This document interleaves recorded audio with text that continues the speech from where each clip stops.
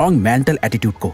एक बाज ही की तरह जिंदगी के आसमान में मुश्किलों के बादलों को अपने पंखों से चीरते हुए ऊंचा उड़ना सीखो, ताकि आपके ये सारे चैलेंजेस अपने आप ही गायब हो जाएं। जब लोग आपको ताने कसे तो उससे और ऊपर उड़ जाओ। जब लाइफ आपको सामने से चैलेंज करे उससे और ऊपर उड़ जाओ। जब आपको जिंदगी की एक के बाद एक प्रॉब्लम्स तोड़ के रख दे और ऊपर उड़ जाओ। एक बाज की असली पावर उसके पंखों में है। अगर वो अपने पंखों को नहीं खोलेगा तो उड़ नहीं पाएगा। वैसे अगर आप अपने माइंड को ओपन नहीं रखोगे सीखने के लिए, इम्प्रूव होने के लिए, स्ट्रॉन्ग होने के लिए, तो आप कभी नहीं उड़ पाओगे। एक बाज बनने के लिए आपको बाज के मेंटल एटीट्यूड को सीखना होगा। बाज जैसे मेंटालिटी और माइंडसेट को डेवलप करना होगा। बाज को तूफान पसंद होते हैं। डॉक्टर एपीजे अब्दुल कलाम ने एक बार कहा था, all birds find shelter during a rain but eagle avoids rain by flying above the clouds. यानी जब आसमान में बादल छा जाते हैं, कुदरत की तरफ से एक तूफान आने का इशारा होता है, जिसे देख बाकी सारे पंछी छुप जाते हैं। एक बाज इसी तूफान से डरता नहीं बल्कि और ज्यादा एक्साइटेड हो जाता है। बाज इस तूफान के साथ आने वाले चैलेंजेस को बहुत इंजॉय करता है।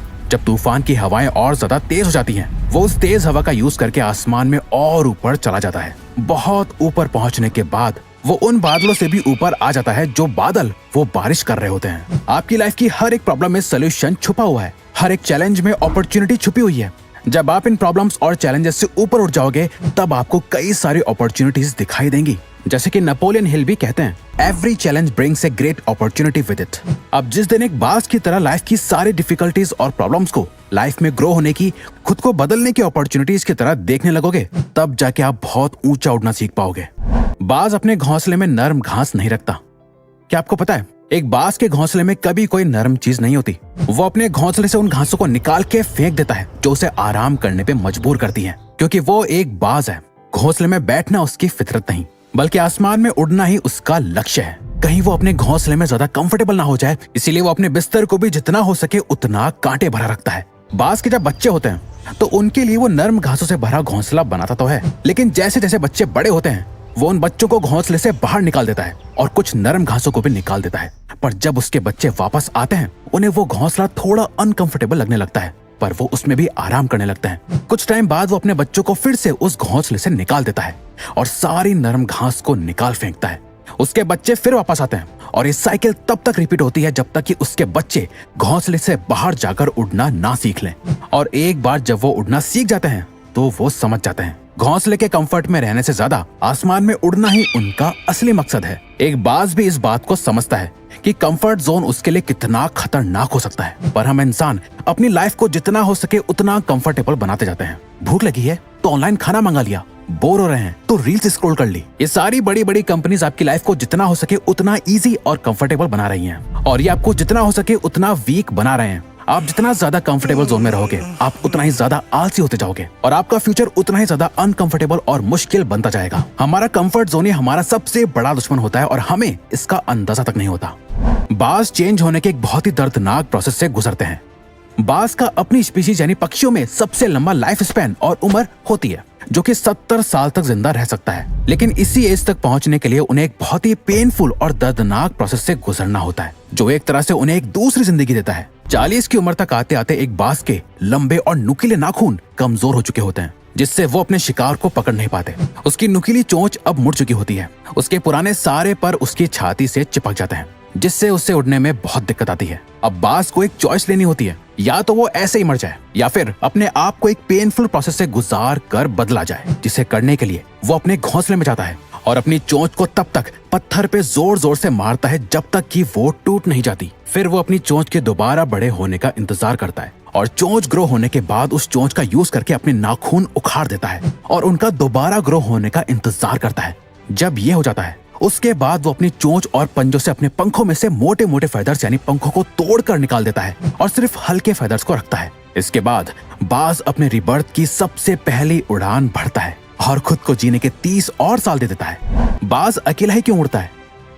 एक बाज बाकी सारे पंछियों में सबसे ऊंचा उड़ता है, जिसके लेवल को कोई दूसरा पंछी टच नहीं कर सकता। बाज ये मानता है कि वो बाकी सभी पंछियों में सबसे सुप्रीम यानी ऊंची श्रेणी का है, इसीलिए वो हमेशा अकेले ही उड़ना पसंद करता है। एक बाज कभी किसी चिड़िया, कबूतर या कौवे के साथ नहीं उड़ता, या तो वो बाकी बाज के साथ उड़ेगा या फिर अकेले, पर कभी किसी छोटे मोटे पंछी के साथ नहीं रहता। अगर हम सभी पंछी हैं और आपको सभी पंछियों से बेहतर और सुप्रीम बनना है, तो आपको अपने आसपास के सभी छोटे मोटे पंछियों यानी छोटी सोच और कम एबिलिटी वाले के साथ नहीं, उनसे ऊंचा उड़ना सीखो। अगर आप लाइफ में कुछ बड़ा करना चाहते हो तो उन लोगों से दूर जाना होगा जिनकी सोच ही छोटी है, जो कभी कुछ बड़ा सोच ही नहीं सकते। जो लोग आसमान में ऊंचा नहीं उड़ना चाहते वो आपको भी जमीन पर ही रखेंगे, बेशक आप अकेले क्यों ना पड़ जाओ। अगर आप ऊंचा उड़ना चाहते हो तो आपको उन लोगों से ऊपर उठना पड़ेगा जो लोग खुद तो नीचे ही रहते हैं और आपको भी ऊंचा उड़ता हुआ नहीं देखना चाहते। एक बाजी की तरह स्ट्रॉन्ग विजन डेवलप करो।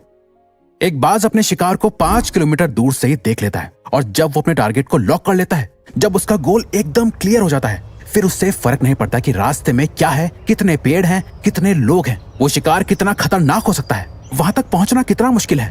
वो कुछ भी करके अपने शिकार को पकड़ लेता है और अपने गोल को अचीव कर लेता है।